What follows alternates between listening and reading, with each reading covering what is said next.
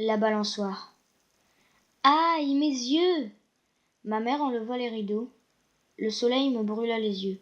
Je me leva et regarda dehors par ma fenêtre. Il faisait beau.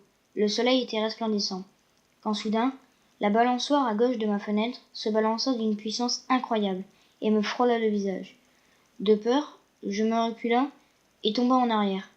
Ma mère, en entendant le claquement de ma tête sur le sol, elle venait aussitôt et me demanda si j'allais bien. Oui, oui, répondis-je. Puis ma mère retourna dans la cuisine, préparer le petit déjeuner. Mais je ne comprenais pas. Je regardais dehors, en faisant attention bien sûr. Il n'y avait personne, et il n'y avait pas de vent. Quand tout à coup, j'entendis un cri, provenant de la balançoire. Je la regardai attentivement. Il n'y avait rien ni personne. Baptiste, viens prendre ton petit déjeuner, cria ma mère. En repensant à ce qui se venait de se passer, je croyais que c'était... Non, non et non. Non, ce n'est pas possible.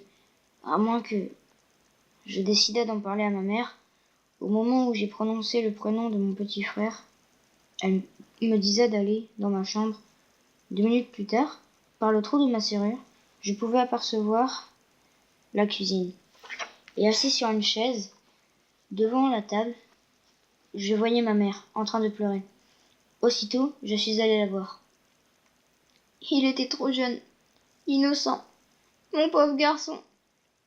Tout à coup, mon père rentra. Il voyait ma mère en pleurs et me disait d'aller dans ma chambre. Encore une fois, par le trou de la serrure, je voyais mes parents en train de parler entre eux. J'entendais un peu de ce que mon père disait. Il faut déménager, ou alors détruire cette balançoire, murmura mon père à ma mère. Aussitôt, je voulais comprendre ce qui se passait avec cette foutue balançoire. Donc j'attendis la nuit, et quand mes parents sont allés se coucher, j'ai été dehors, devant la balançoire, et là, j'entendis un cri. Ça venait de la chambre de mes parents. Je regarda par la fenêtre. Malheureusement, la persienne était fermée, mais je pouvais apercevoir des taches noires. Oh mon Dieu! Mon cœur battait à toute vitesse quand je compris que ces taches étaient du sang. Je me retourna et tomba nez à nez avec Jack, mon petit frère. « C'est de ta faute !» cria mon petit frère, et il me sauta dessus, me frappa sans cesse, et enfin, quand j'étais KO, il me traîna dans la chambre de mes parents. J'avais à peine la force pour ouvrir les yeux, mais je le faisais quand même.